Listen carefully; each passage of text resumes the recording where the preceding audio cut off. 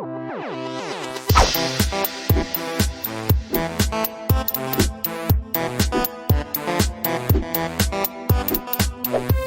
everybody, welcome to another Quicksave Review with me, RC.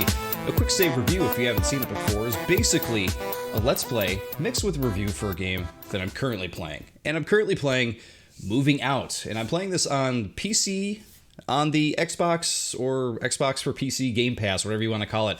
But this game came out last week as a game that just popped up on Game Pass. I don't remember seeing them announcing that this game was coming out on Game Pass, but I'm pretty excited that it did because I had a lot of fun with it. Believe it or not, I've actually already played through the game. Normally, Quicksave Review, I'm sort of in the middle of the game. This one I've actually finished it, so I'm still kind of in the middle of it because I'm cleaning up achievements and that kind of thing. But I could definitely say that I'm having a lot of fun with it, especially on this screen here. You get to move the truck around, and by the way, you can smash into other cars. Oh, you could take out fire hydrants, and you could play a little bit of soccer. Let's see if I can nail this one in. Boom, look at that. I don't know what it is about this overworld here, where you're, just bouncing around to go to different levels and stuff. But I love hitting things with the truck. It's just the simple things in life, I guess, right? So in Moving Out, you play as like really kooky characters, and you are basically helping other people move out of their homes or offices or warehouses or space stations. That's right, you do eventually get to that. I won't spoil it, but you do end up going to some crazy places in this game. I have seen a lot of reviews online about this game, about, a lot of people comparing it to Overcooked. And I can see why, because Overcooked it's all about creating food with your friends and doing crazy stuff there. And this is basically all about moving out and, throwing all of somebody's belongings onto a truck and getting out there as fast as you can as well. So it's very, very similar to Overcooked. And a lot of people are saying it's not as good as that. I would compare it to, say, like, let's say Moving Out is as good as Overcooked 1. And we'll get into that in just a second here. We'll talk about that. First, let's jump into a level so you guys can actually see what the gameplay is like. We're going to just randomly pick this one here.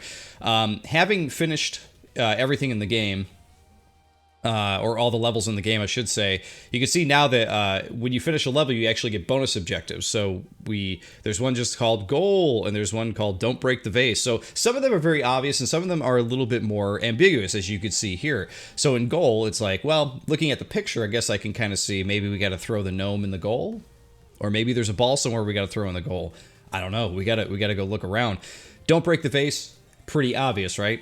Don't break the vase. So we'll see what we can do here. But I gotta say, I've seen a lot of people give this game a little bit of flack, and quite honestly, I had a lot of fun with it. The biggest problem I have with it is the multiplayer. And the reason that is that with the multiplayer, you can only play local co-op. That's it. You cannot play online with people, which really, really bothers me. By the way, there's that turtle. One of our bonus objectives was to deliver the turtle as well. All right, so you jump in here. You look for stuff that is flashing, or you could hit Y on your controller. It's going to show you, oh, you could actually grab that and throw it onto the truck. Now, what's really fun about this, you could jump through and break windows to get your stuff if you want. Which I find it never grows old for me to just like grab something and jump through the window with it.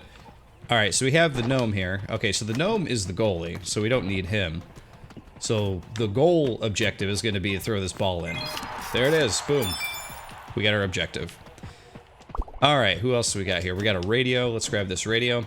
Now, at any point here, when you're throwing stuff into the truck, you could just literally throw it into the truck.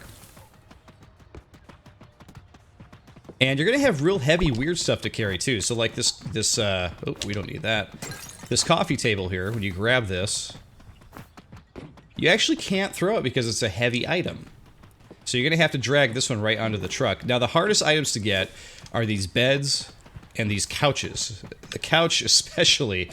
Oh, we're going to break the vase. We're going to break the vase. Leave the vase there. Oh, try to get that bonus objective. This couch, because it's L-shaped, it's Tetris-shaped, it is really hard to get out the door sometimes. But there we go. We managed to get it. Now, if you have the means to do it with a friend, I recommend wholeheartedly playing this with a friend, local co-op. If you don't have that option to you, there are some options for you to make this game just a little bit easier on you for a one-player game. All right, so one of the other objectives that we've already gotten is to deliver the turtle. We're just going to break the fence here. And throw the turtle on the truck. Now, the turtle is going to, like, dance around. Eventually, he might find his way off the truck. His AI is all crazy, so he might leave. But they added in something for single-player mode. People like me who, you know, I don't have anybody in the house who actually wants to play the game with me. So I am currently, you know, playing all these levels alone. They added an assist mode. It's very helpful. You jump through the window again. Again, never gets old. And in the assist mode, they give you a bunch of different options. So if we go to assist mode, you can actually see all the different things you can turn on, which is super, super helpful. So you can put on longer time limits. Objects disappear on delivery, which means, you know, when you throw them in the truck, they disappear. Normally, all the objects pile up in the truck. It's easier, though, because if you turn objects to disappear, once you drag a bed on there, it goes poof, it disappears, which is super helpful when you're trying to cram all of this stuff into the truck at once. Reduce difficulty, I had that turned on because what this was doing was it turns on more difficult things like flamethrowers and fans and other things that were making it really annoying. Things that I think would be a lot easier if you had a second player helping you. Because you both would be carrying the heavy thing together. But if you're carrying this heavy bed and there was a fan blowing at you, it was almost impossible to get through that area without turning this stuff on. So this is sort of like the cheat sheet for one player is the way I would look at it too. They even give you lighter two-player options here. Or lighter two-player items here so that we can carry them a little bit easier. Two-player items are kind of like the bed and that L-shaped couch and stuff like that. So right now I actually have assist mode on because I'm playing by myself. But I was playing with a friend, I would have had all the options still on. Now, I didn't try assist mode because I thought originally assist mode was just for kids. I thought it was like, oh, you know, this is like a easy mode type of thing. And it really is an easy mode, but quite honestly, it's for one player. That's really what it's for. So I'm glad I ended up turning that on because it makes the game, in my opinion, a bit more enjoyable and manageable. Because I did play through probably half the game without assist mode on, and I was just like, man, there's no way I'm going to get gold medals on any of these levels. There's no way I can compete with the times, right? And I was right, because as soon as I turned assist mode on, the amount of time they give you to get a gold in one-player mode is insane. In a good way. It means we have plenty of time. Here, throw that box in. Woo! So playing this one-player mode, I had a lot of fun with it because it's just like a fun, like, you know, do the objectives, collect the stuff, throw it on the truck type of game. But I have a feeling that playing this, you know, in a four-player mode situation would just be a zany amount of fun. But again, unfortunately, I'll not get to experience that until, like, I can organize something with friends and do that. Which honestly kind of sucks because I would have really, I have a couple people I play with online regularly, would have really liked to play this game online, and that's why I compare it. There's that turtle. Look, he's escaping. We got to get him back. Come here, turtle. You come back here. You stick right here. Stay there. Stay on the truck, turtle. We got to take you home. I also like the Ninja Turtle reference. There's all the pizza, and then the turtle's also got the bandana around his eyes. But as I was saying, yeah, compare this to Overcooked 1, because Overcooked 1 was the same way. It only offered local co-op, didn't have online co-op. And then Overcooked 2 offered online co-op, which is great. So I'm hoping that when Moving Out 2 comes out, they kind of do the same thing, because I really like the flow of this game. I like how silly it is. It's a little bit more one-dimensional than Overcooked, I would say. Overcooked, I feel like, adds a lot more to the fray, you know, where you can create your food, throw it. By the way, we're getting our last item here. Let's throw this grill up here. There we go. We got everything. And we got the turtle, too. That turtle bit me, he says. I think that means he likes you. I like him, too. Look at that. Everybody likes the turtle.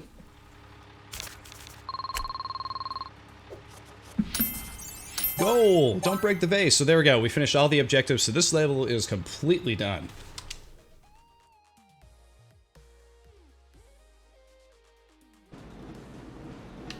But yeah, there we go. That is a level. We've unlocked an arcade level. There are arcade levels in the game as well.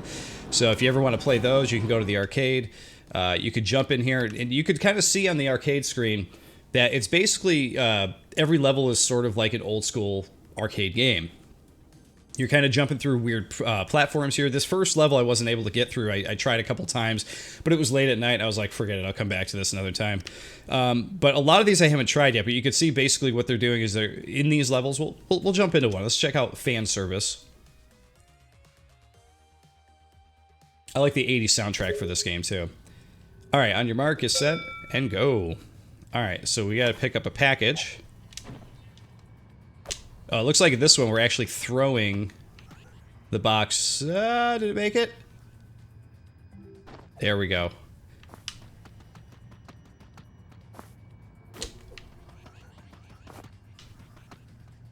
We just gotta go one at a time. Throw them in. So this level, definitely a lot easier than the first one I was playing. We might give the other one a try again just to see if we can get through it. I'm not so sure. I don't have that much faith in my platforming abilities. This level seems a lot easier though, because you're just waiting for that fan to line up to throw your packages in. But this is pretty fun. I like that they created like this arcade land for you to like just like kind of blow up some steam and, you know, play some silly setup games. You know, these are probably like, you know, prototype test levels that they created to be like, okay, can we get these fan things to work? And they did, and this is probably what they used in-house when they were developing the game to, you know, test it out and everything, which I think is kind of funny. Did that make it? Yes, it did. All right, we got one more. One more, and we've done it. It could also be that assist mode is on. Assist mode might be making these easier for me. Totally awesome. We made it through. And the virtual trucks take off. So there you go. There's an example of arcade mode. Let's check out the first one that I was playing before, Tightrope, and see if this has changed at all from assist mode. Right, Marcus, set, go. All right, so you got to grab this package, and you got to do a lot of platforming. Whew. Okay, so this has not changed. So the platforming in this is very slippery and very silly feeling. So the whole game kind of has that kind of, you know, you definitely have more control over your character than, say, like in like Octodad or something like that. You know what I mean? But he still jumps real, in a real silly way, moves in a real silly way. So you're still kind of contending with that whole thing while you're playing the game and trying to jump on these I keep falling at the exact same spot. It's just so wild and wiggity here. Okay. Making a little bit of headway here. But it's interesting that they seem to have led the arcade off with like a much harder level than what we just played with the fans. Oh! That's where I died previously. I'm going to come back to this one another time, and it looks like assist mode did not help with these levels, so just so you guys know ahead of time. So you have a ton of bonus levels you unlock as you play through. Yeah, we're going to go smash up some more stuff, some cars here. In addition to those arcade levels, you also have the VHS levels, which I've had a lot more fun with because they're a little bit more silly. They put you in real-life situations. Like this one, for example, you're throwing stuff out of a plane into the truck as the plane is moving, which I think is like super fun. You have this other one too, where you're playing soccer. This one is like literally like a 5-second level where they like have you try to score a goal, and that's all there is to it. But let's try another one here. Let's just start with the Boulder Dash. We're deep in the mountains of Packmore, securing a golden relic, the divine something or whatever. It's like a cool paperweight. But it turns out the place is booby-trapped. However, they didn't plan on smooth moves being the fastest in the business. Alright, let's do it. Okay, we just gotta grab this one package. Alright, looks like we're just doing some running here. Jump! Run!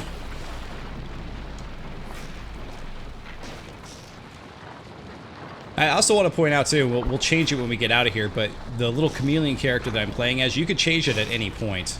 You can play as any kind of weird little crazy character you want. I think we made it? Oh no, no we did not. There's another one. Oh my god. It's Indiana Jones style. Woo!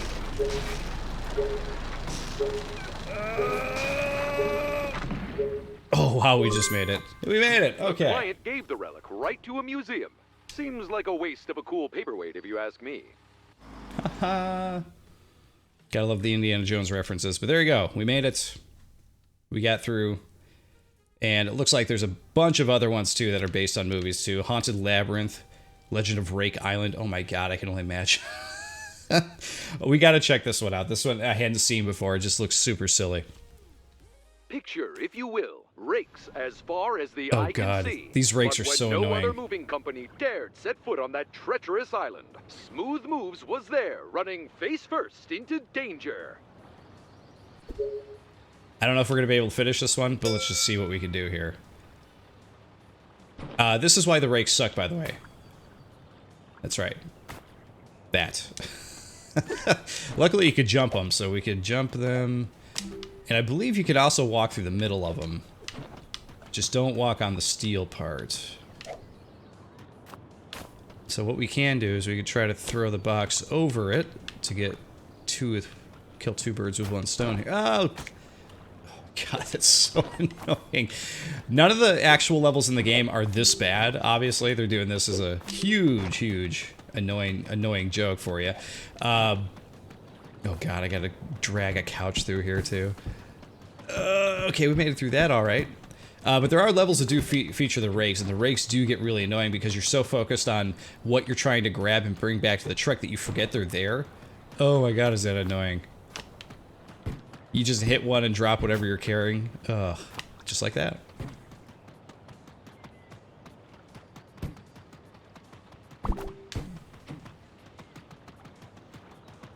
Okay. But yeah, I hope to play this game in co-op at some point because I love the idea of like dragging stuff together with somebody else, throwing the couch together, you know, and you know, even like setting up an assembly line where you're throwing one box to your friend and then, you know, they're catching it and throwing it onto the truck. Like I want to do that kind of stuff with friends. So I'm really hoping that record profits that quarter. Also a few noses. Really hoping that in a sequel they'll have online co-op so that way I'll be able to do that kind of stuff because, you know, my household, that's going to be a thing of rarity that ever happens. All right, so you've seen all the moving stuff. I want to show you guys one more level that is a favorite of mine in this because it shows you how deep they actually explore the mechanics of this game. It's not this one. Forget the name of it. This one right here. All right, so in Deserted Depot, this one's great. I love this one because they start introducing the conveyor belts into the game. Love it. So we'll just skip through the dialogue real quick. So check this out. This is real fun. You just take all the boxes and everything you can, you throw them on the conveyor belts. I've actually played this level probably the most times in this game so far just because I really like that you're just trying to grab everything to the conveyor belts as fast as you can, and then as soon as they grip that conveyor belt, they head right out, and then your truck is right on the outside over here.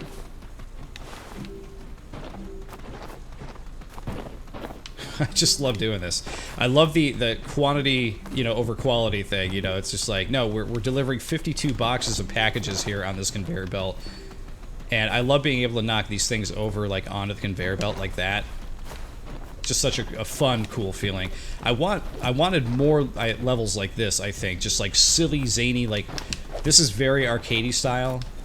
And I feel like if you know, they put in a mode that was like a versus mode with you and your friends to play this and see how many packages you last touched, you got through the conveyor belt or something to that effect, I feel like would have been a really fun, silly, and great mode to like return to it at times, just to be like, all right, let's see who can get as many packages through. Reminds me of something they would have done like back in the day, like on a Nintendo 64 game or something like that, you know. There we go. Some of these, you know, awkwardly shaped packages can be tough to get through this conveyor belt. Here we go.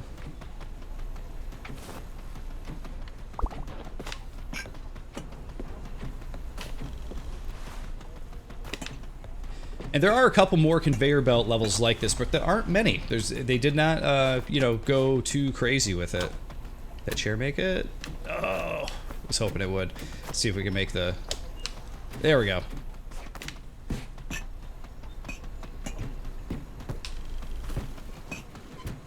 Okay, here we go. Onto the conveyor belt.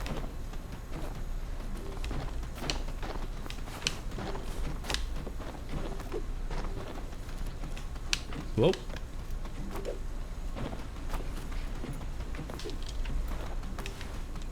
Chair. Couch.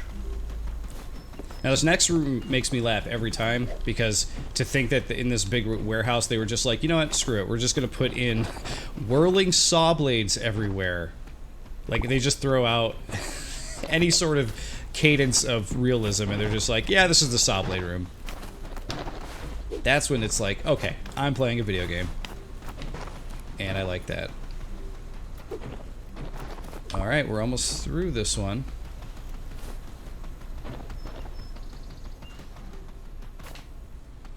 Now, on top of playing this game single player, you are actually getting a story. 5 days without an accident, by the way, in the saw blade room.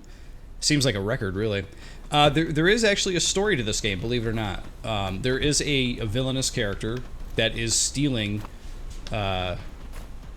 people's stuff.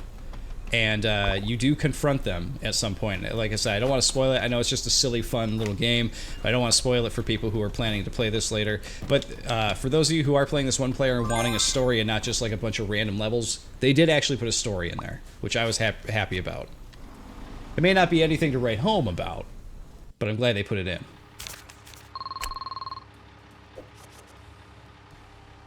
And I was nowhere near getting any of those bonus objectives because I wasn't paying attention, but I think that is my favorite level in the game.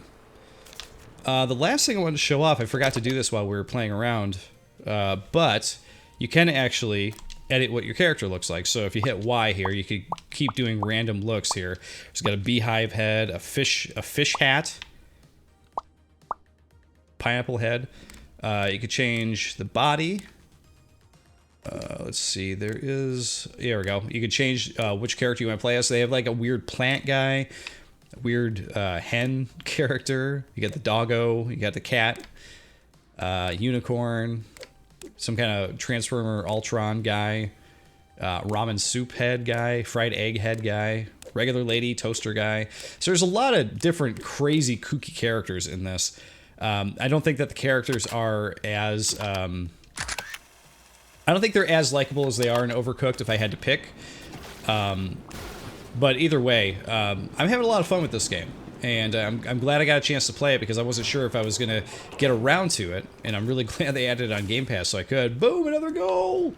But yeah, guys, I recommend this one especially if you are playing with friends locally. Like, if you have a couple friends to play with, I think you will have a ball with this, like throwing packages at each other and trying to get them on the truck and that kind of thing. I think you'll have a ton of fun with it. I just wish that they had online play. I really do. That really is a bummer for me. But there you go, guys. That is Moving Out. I think it's a wonderful little game. I think it's a great game to add into the Overcooked style of game, you know, right in that little series there. Again, you know, it's probably not going to offer as much to you as Overcooked did if you're a big fan of that. But I think that this offers like a different flavor, you know, of the same ilk. And I think you'll have a lot of fun with it regardless. But guys, thank you for watching. And of course, I'll see you all next time.